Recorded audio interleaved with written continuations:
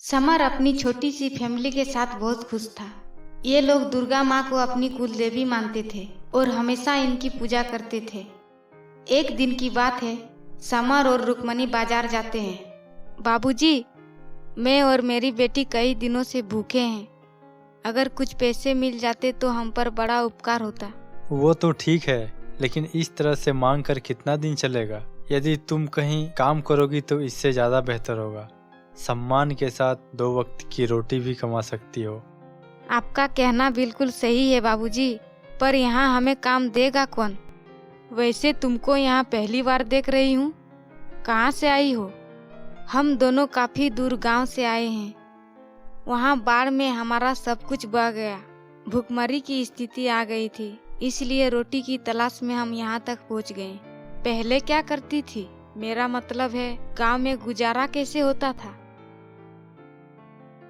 गांव में हमारा छोटा सा खेत था दीदी, जिसमें सब्जी उगाकर किसी तरह 2 वक्त की रोटी का जुगाड़ हो जाता था। जी, मैं कह रही थी क्यों ना इन्हें अपने साथ ले जाते हैं। इनको छत भी मिल जाएगा और मेरा हाथ भी बटा देगी। हाँ, ये भी सही रहेगा। क्या तुम दोनों हमारे साथ चलोगी?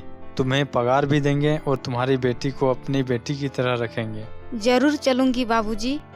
आखिर हमें भी सहारे की आवश्यकता है और इसके लिए आपका बहुत बहुत धन्यवाद। रुक्मणी दोनों को साथ लेकर आ जाती है और नए कपड़े देती है। अब राधा और सीमा की तरह रूपा की भी पढ़ाई शुरू हो जाती है। सभी खुशी से रहने लगते हैं, लेकिन धीरे धीरे विमला के मन में लालच जग जाती है और वह किसी तरह समर और रुक्मणी को रास्ते से हटाने के बारे में सोचती है, ताकि उसकी जमीन जायदाद पे कब्जा कर सके। रूपा बेटी, मैं सोच रही थी इन दोनों को रास्ते से हटा देते हैं ताकि ये शानो शौकत हमारी हो सके। इसमें तुम्हारा क्या कहना है? माँ, मैं भी यही सोच रही थी। आखिर कब तक इनकी गुलामी करेंगे? दोनों माँ बेटी मिलकर षड्यंत्र रचते हैं और एक दिन उनके खाने में जहर मिला देते हैं। बाबूजी, खाना गर्म हो गया है।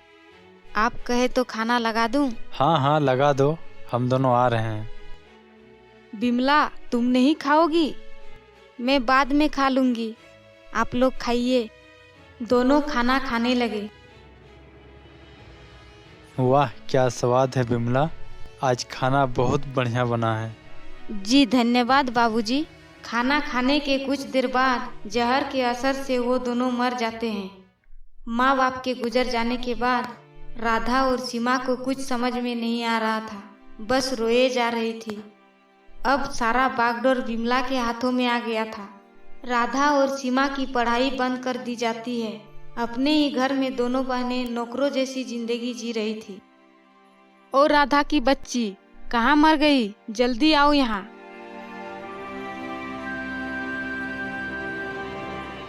जी रूपा दीदी, क्या बात है? तुम जाकर बर्तन साफ करो और सीमा से कह दो मेरे कपड़े आयरन कर देगी। दोनों बहन अपने अपने काम में लग जाती है, लेकिन सीमा आयरन करते समय रूपा के कपड़े जला देती है।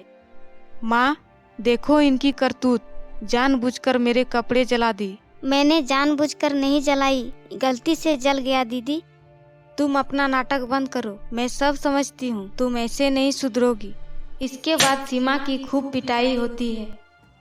इसी तरह दोनों बहनों का जीवन बीत रहा था, लेकिन मन में एक आशा थी, विश्वास था। उन्हें यकीन था एक ना एक दिन माता रानी सब ठीक कर देगी। दीदी, कल से नवरात्रा शुरू होने वाली है। क्या इस वर्ष हम नवरात्रा नहीं मनाएंगे? यही तो मैं भी सोच रही थी सीमा। माता रानी के लिए साड़ी और पूजा का सामान कैसे आएगा? क्या चाची नवरात्रा मनाने देंगी? आखिरकार डरते हुए दोनों बहनें चाची के पास जाती है। चाची जी, कल से नवरात्रा शुरू हो रही है। इस घर की परंपरा रही है, प्रत्येक वर्ष माता रानी की पूजा बड़ी धूमधाम से मनाई जाती है। यदि कुछ पैसे मिल जाते तो हम दोनों बहनें माता रानी की पूजा करते। इसकी कोई जरूरत नहीं है, ये परंपरा तुम्हारे घर का था, पर अब ये घर मेरी और मेरी बेटी रूपा का है। चाची जी, यदि माता रानी की पूजा नहीं करेंगे तो वो नाराज हो जाएगी। तुमसे जितना कहा जा रहा है उतना ही करो, समझी? ज्यादा होशियार बनने की कोशिश मत करो। माँ, लातों के भूत बातों से नहीं मानते, इन्हें सबक सिखाना होगा। इसके बाद दोनों बहनों की खूब पिटाई होती है और उन्हें चेतावनी देकर पूजा नहीं करने के लिए कहती है। लेकिन दोनों बहनें परंपरा को आगे बढ़ाने के लिए उनसे जो भी व्यवस्था हो सका उसी से माता रानी की पूजा करने लगे। माँ, देख लो इन दोनों की हिम्मत, हमारे मना करने के बाद भी ये दोनों पूजा कर रही है। तुम दोनों की ये मजाल, मेरे ही घर पर रहकर मेरा ही विरोध कर रही हो। आज तुम दोनों को नहीं छोड़ूंगी। जिससे नाराज होकर उन दोनों को बहुत मारती पीटती है तभी।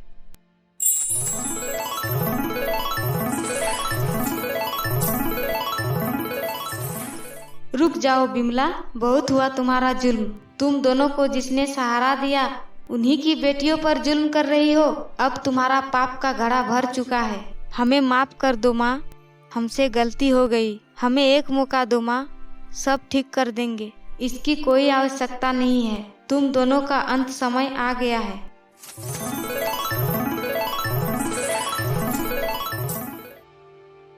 दोनों बहनें माता रानी के दर्शन पाकर बहुत खुश हो जाती है। तुम दोनों ने अपनी भक्ति से मुझे खुश किया है। आज से मैं तुम्हारी माँ हूँ। जब भी मेरी जरूरत पड़े मुझे दिल से याद करना, मैं आ जाऊंगी।